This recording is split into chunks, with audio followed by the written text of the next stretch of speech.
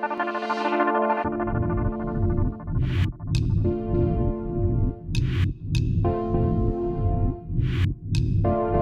numéro 13 sur le duopole, exercice numéro 1. On a ici un duopole qui est confronté à une fonction de demande. La fonction de demande inverse est fournie dans notre énoncé, elle est ici. Et on sait qu'Y désigne la quantité de biens qui va être demandée. On a deux entreprises puisqu'il s'agit d'exercices sur le duopole. Chacune a une fonction de coût différente de celle de l'autre. Y1 et Y2 désignent les quantités qui vont être fabriquées par les entreprises 1 et 2. On nous demande de déterminer les différents équilibres possibles sur ce marché en fonction des structures de marché. La première qui sera étudiée sera l'équilibre de Cournot, la seconde sera l'équilibre de Stackelberg, et enfin, dans un troisième cas, on verra ce qu'il se passe si les deux entreprises forment un cartel. Premier cas de figure, on a un équilibre de Cournot. Alors cela signifie que les deux entreprises vont agir simultanément, et qu'elles ne connaissent pas la fonction de réaction de l'autre. Elles vont donc prendre la quantité produite par l'autre entreprise comme une donnée, mais qui à ce stade reste une inconnue. Elles vont chacune d'entre elles optimiser leur programme, autrement dit maximiser leur profit, et elles vont faire une maximisation du profit en fonction de la quantité produite de l'autre entreprise. Chacune des entreprises va faire cela, et cela permettra donc d'obtenir pour chacune la fonction de réaction. Une fois qu'on aura les deux fonctions de réaction, eh bien, on aura un système de deux équations à deux inconnues, Y1 et Y2, les deux quantités fabriquées par chacune des entreprises, et en le résolvant, on trouvera l'optimum pour chacune d'elles. Petit calcul préalable, on va utiliser dans nos calculs la fonction de profit. La fonction de profit, c'est la recette totale moins le coût total, et la recette totale, c'est le prix multiplié par les quantités. On a donc besoin d'avoir une écriture du prix. Cette écriture du prix était fournie dans l'énoncé sous cette forme-là. Alors on va la modifier légèrement, puisqu'en fait, nous, ce qui nous intéresse, ce n'est pas grand Y qui est la somme de Y1 et Y2, les quantités produites par les deux entreprises, mais ce qui nous intéresse, c'est Y1 d'une part et Y2 d'autre part. Donc on fait apparaître dans cette écriture Y1 et Y2. On a remplacé Y par Y1 plus Y2. On le développe de manière à avoir quelque chose d'exploitable. On va maintenant chercher, pour l'amphirdhe numéro 1, la fonction de réaction. Alors, cette fonction de réaction est obtenue à partir du profit. Le profit est égal à la recette totale moins le coût total, et la recette totale, c'est le prix multiplié par les quantités. Le prix, on vient de l'écrire ici, donc on va pouvoir réintégrer ici l'écriture qu'on avait obtenue là. On multiplie ça par les quantités produites par l'entreprise 1 et on enlève le coût de production qui était fourni par l'énoncé, ici Y1. On essaie d'écrire ça de manière un petit peu plus simple et puis on va pouvoir maintenant dériver cette équation. Alors quand est-ce que le profit est maximum? Lorsque la dérivée de ce profit s'annulera. La dérivée du profit par rapport à Y1, eh bien c'est la dérivée de cette écriture mathématique par rapport à Y1. On obtient donc 3 moins 2Y1 moins Y2. Et le profit sera maximum lorsque cette écriture-là est égale à 0. On isole donc Y1 et on obtient que Y1 est égal à 3 moins Y2 sur 2. On voit qu'ici, la quantité produite de Y1, la firme 1, va être fonction de Y2, la quantité produite qui va être prise en charge par la deuxième entreprise, sauf qu'à ce stade, on ne connaît pas Y2.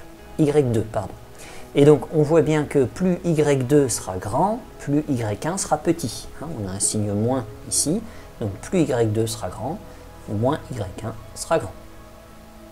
Pour l'entreprise 2, on fait la même chose, on écrit donc le profit en étant égal à la recette totale moins le coût total. La recette totale, c'est le prix écrit de la manière qu'on l'a déterminé au début, multiplié par les quantités, moins la fonction de coût de l'entreprise 2, qui n'est pas la même que celle de l'entreprise 1, voire l'énoncé. On essaie d'écrire ça de manière un petit peu plus simple et on obtient cette écriture.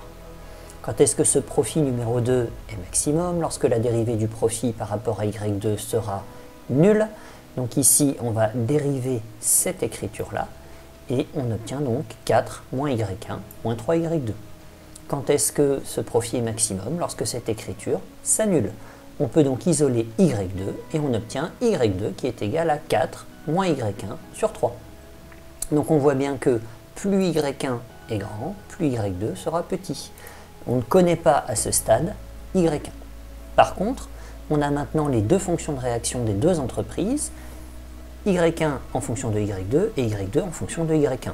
Si on pose un système deux équations, deux inconnues, on devrait pouvoir trouver une solution. On a donc le système deux équations, deux inconnues qui est constitué des deux fonctions de réaction des entreprises. Alors ici, je procède par substitution, c'est-à-dire que je vais remplacer Y1, qui apparaît ici dans la deuxième fonction de réaction, par sa valeur, qu'on a obtenue ici. Donc c'est ce qui apparaît en orange là. Après, vous simplifiez, après diverses simplifications, le fait que Y2 est égal à 1 et que Y1 est égal à 1 également. Donc ici, Y1 égale Y2 égale 1. Afin qu'on puisse faire des analyses et qu'on puisse comparer, ici vous voyez apparaître le petit c pour signifier l'équilibre de Cournot. Donc dans le cadre de l'équilibre de Cournot, les quantités produites par chacune des deux firmes numéro 1 et numéro 2 sont 1 et 1. Une fois qu'on a ça, on peut déterminer le prix du marché qui lui est commun à ces deux entreprises. On sait depuis le début que le prix est égal à 4 moins Y1 moins Y2, c'est l'écriture qu'on avait établie en préalable au tout début de l'exercice. On remplace donc Y1 et Y2 par leur valeur, à savoir ici 1 et 1, et on obtient un prix de marché égal à 2. Une fois qu'on a le prix de marché, on peut déterminer les profits de l'entreprise 1 et de l'entreprise 2. On reprend les écritures des profits de l'entreprise 1 et 2, donc ici on a l'entreprise 1, et on va remplacer dans cette écriture les résultats qu'on a obtenus, à savoir que Y1 est égal à 1 et que Y2 est égal à 1 également. On fait le calcul, on obtient un profit pour l'entreprise 1 qui est égal à 1, et on fait la même chose pour l'entreprise 2. Pour l'entreprise 2, on va avoir cette écriture du profit qu'on avait déterminé un petit peu plus haut. Vous remplacez Y1 et Y2 par les valeurs qu'on a obtenues, à savoir 1 et 1, et vous obtenez un profit à 3,5.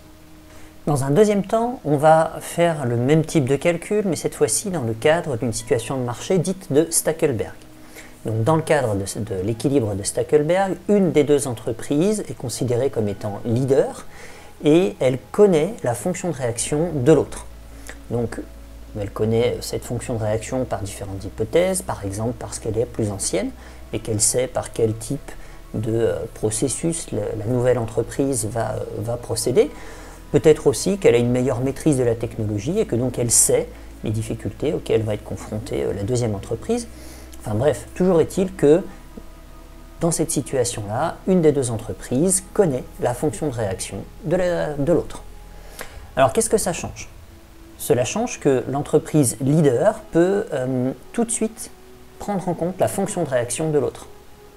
Et donc, cela va apparaître dans nos calculs en une modification de l'écriture de la fonction de profit de l'entreprise leader. Dans cet exercice, c'est l'entreprise numéro 2 qui est dominante, qui est leader. Par conséquent, on commence par écrire la fonction de profit de cette entreprise. Alors ici, on obtient donc cette écriture-là, on reconnaît le prix multiplié par les quantités, auxquelles on enlève la fonction de coût de l'entreprise 2. Sauf que, ici, en fait, on a Y1. Mais Y1, ici, est remplacé par cette valeur-là, cette écriture-là, qui est en fait la fonction de réaction de la firme 1 que l'entreprise numéro 2, qui est dominante, connaît. Une fois qu'on a ça, eh bien, on essaie de l'écrire un peu plus simplement et avec simplification, on obtient cette écriture-là. Qu'est-ce qu'on sait? On sait que la firme numéro 2 va maximiser son profit, autrement dit, elle va chercher une quantité telle que la dérivée de ce profit s'annule. Donc on va faire la dérivée de ce profit, on obtient cette écriture-là, et donc en isolant Y2, on obtient que la quantité produite par l'entreprise 2 va être égale à 5 quarts. Donc ici, dans l'équilibre de Stackelberg, qui est désigné par un petit S ici au-dessus du résultat, eh bien on va avoir une entreprise dominante qui va connaître la fonction de réaction de l'autre et qui peut immédiatement calculer, optimiser son profit et donc calculer la quantité qu'elle va produire. Si l'entreprise 2 décide de produire 5 quarts, quelle va être la production prise en charge par l'entreprise 1? Eh bien dans ce cas, on repart de la fonction de réaction de l'entreprise 1, sauf que cette fois-ci, on connaît la valeur de Y2. La valeur de Y2, c'est 5 quarts, on vient de le calculer. Donc on remplace Y2 par sa valeur, on résout et on obtient qu'ici, l'entreprise numéro 2 va produire une quantité de 7 huitièmes. Une fois qu'on a les quantités produites par l'entreprise 1 par l'entreprise 2, on peut chercher le prix du marché. Alors le prix du marché, il est toujours défini comme étant 4 moins Y1 moins Y2. On remplace Y1 et Y2 par les valeurs qu'on a obtenues et donc on obtient ici un prix du marché à 15 huitièmes. Une fois qu'on a le prix du marché, on peut chercher les profits de chacune de ces deux entreprises. On reprend les écritures des profits de chacune des deux entreprises, on remplace les valeurs qu'on a obtenues, à savoir 5 quarts et 7 huitièmes, et on obtient ici un profit de l'entreprise 1 en équilibre de Stackelberg égal à 49/64e, et ici un profit de l'entreprise 2 en équilibre de Stackelberg à 25/16e. Alors on pourrait chercher à écrire différemment ces résultats. Je ferai en fait dans la conclusion une comparaison des différents résultats et donc je mettrai tout au même dénominateur. Donc pour le moment je laisse ces fractions comme elles sont affichées ici. Troisième et dernière partie, on va maintenant supposer qu'il y a un cartel. Donc un cartel, il s'agit en fait d'une collusion entre deux entreprises, deux firmes qui vont agir comme si elles n'étaient qu'une seule. Autrement dit, elles vont se coordonner pour optimiser le marché. Qu'est-ce que cela change? Cela change l'écriture de la fonction de profit de ce cartel. Alors ici, on va avoir le profit qui va être égal à la recette totale moins le coût total. La recette totale est ici en vert. Alors on a le prix multiplié par les quantités. Les quantités, puisqu'on est dans un cartel, c'est la somme de ce qui sera produit par l'entreprise 1 plus ce qui va être produit par l'entreprise 2. On va enlever le coût de production de l'entreprise 1, donc ici on enlève Y1, et on va enlever le coût de production de l'entreprise 2, à savoir 1 demi de Y2 au carré. Donc on a bien la recette totale moins le coût total. Une fois qu'on a ça, eh bien on va chercher à optimiser ce résultat, autrement dit on va dériver cette fonction de profit pour identifier eh bien, les quantités produites par ce cartel. Alors ici, tous les résultats obtenus pour le cartel seront identifiés avec un grand CA pour ne pas se mélanger avec Cournot. Le C désignera Cournot et CA désignera le cartel. On va donc faire les dérivés de ce profit par rapport à Y1 pour obtenir une première équation et par rapport à Y2 pour obtenir une seconde équation. Donc les résultats sont ici. Ici, on a bien une écriture mathématique multipliée par une autre, une fonction constituée de Y1 et de Y2 multipliée par une autre fonction. Donc j'utilise cette propriété des dérivés. UV, dérivé de UV est égal à U'V plus UV'. Donc c'est ce qui est utilisé comme méthodologie mathématique dans les écritures qui sont là. Une fois qu'on a dérivé, on simplifie et on obtient cette première écriture, moins 2y1 moins 2y2 plus 3, qui va être égal à 0 à l'optimum. Et puis, on obtient également moins 2y1 moins 3y2 plus 4, qui va être égal à l'optimum. On a donc deux équations, deux inconnues, on pose un système et on va essayer de résoudre ce système. Donc ici, j'ai divisé par 2 la première équation pour isoler Y1 et divisé par 3 la deuxième équation pour obtenir Y2.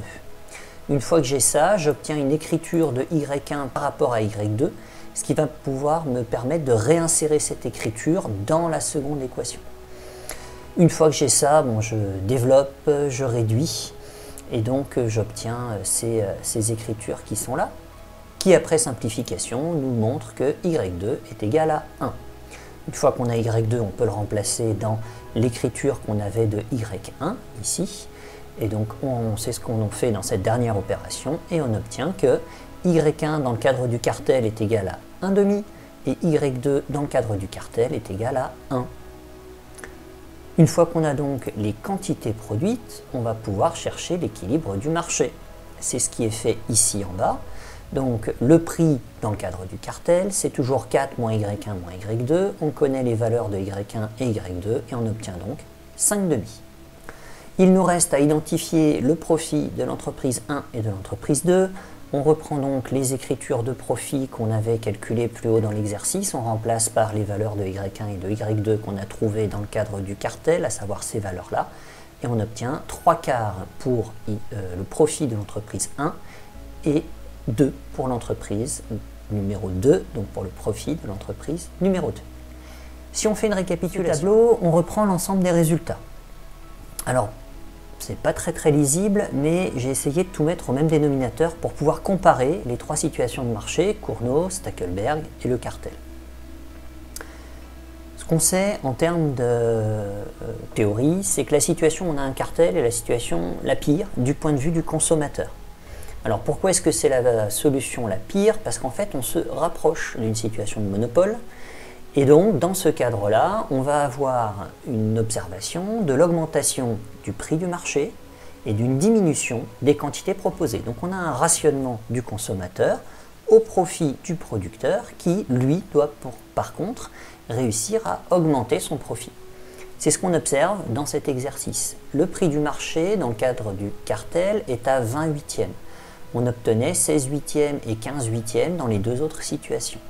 Donc effectivement, ici, le prix est le plus élevé des trois situations. Les quantités qui vont être proposées, eh bien, on obtenait ici 4 huitièmes, ce qui est la quantité produite la plus petite pour l'entreprise 1, et puis on obtenait 1, ce qui est la quantité produite la plus petite pour l'entreprise 2. Donc on a un rationnement maximum pour le consommateur. Les profits des entreprises, eh bien ici on obtient 188/64e pour le cumul des profits de l'entreprise 1 et de l'entreprise 2, alors qu'on obtenait 149/64e et 160/64e dans les deux situations de duopole.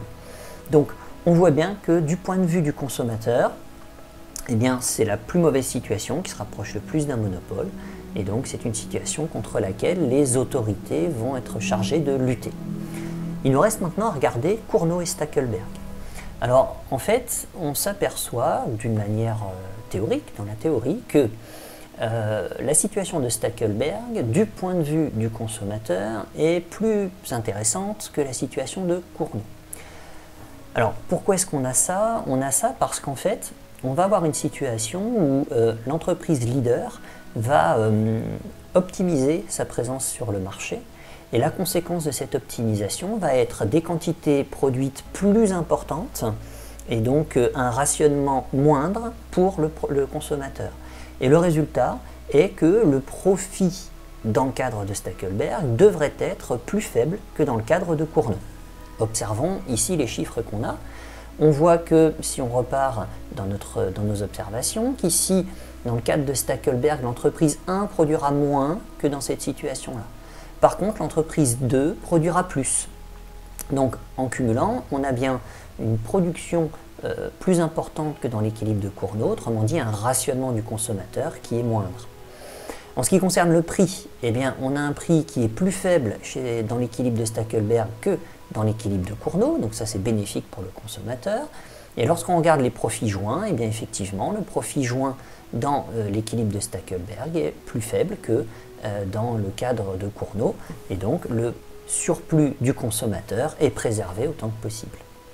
On a donc bien une situation où finalement la situation la plus mauvaise du point de vue du consommateur est le cartel, et dans les situations de Cournot ou de Stackelberg, la situation de Stackelberg est plus intéressante pour le consommateur que l'équilibre de Cournot. On comprend mieux pourquoi les autorités cherchent à faire des champions nationaux. C'est-à-dire qu'en fait, quand on a un oligopole avec quelques entreprises présentes sur un marché, on a tout intérêt à ce qu'il y ait une entreprise leader et des suiveurs, et non pas 3, 4, 5 entreprises qui seraient plus ou moins à égalité sur le marché. Dernier point de réflexion, est-ce que le cartel est viable? Alors en fait, dans le cadre du cartel, on voit qu'il y a un surprofit, il y a un profit supplémentaire qui va être fait par rapport aux deux autres situations. Si ce cartel se maintient, cela signifie que chacune des entreprises qui appartient au cartel y trouve son compte. Autrement dit, que dans le cadre du cartel, chacune des entreprises a bien réussi à augmenter son profit. Est-ce qu'ici c'est le cas? Non.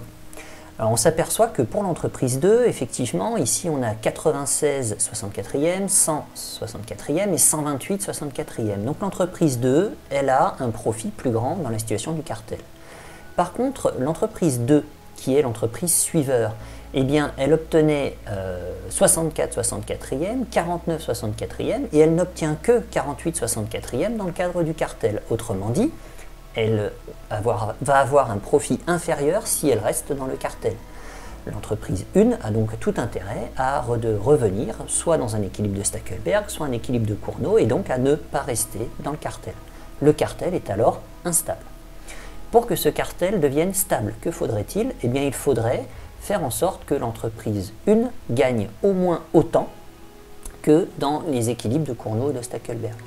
Donc en fait, on va avoir un effet de subventionnement, on va avoir une des deux entreprises qui va rétrocéder une partie de ses profits vis-à-vis de l'autre, de telle manière que le profit de l'entreprise 2 reste supérieur à ce qu'elle aurait obtenu dans le système de Cournot ou de Stackelberg, mais de telle manière également que les profits de l'entreprise 1 soient supérieurs à ce qu'elle aurait obtenu en situation de Cournot ou de Stackelberg.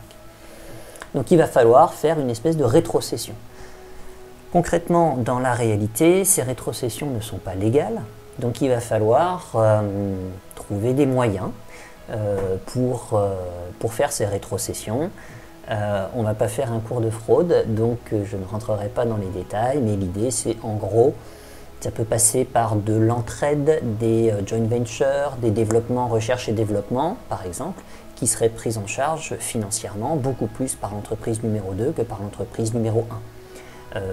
Dans la vraie vie, l'entreprise numéro 2 ne fera pas un chèque à l'entreprise numéro 1, ça serait valider le cartel. Or, le cartel étant illégal, par définition, on ne peut pas avoir des transferts de ce type-là.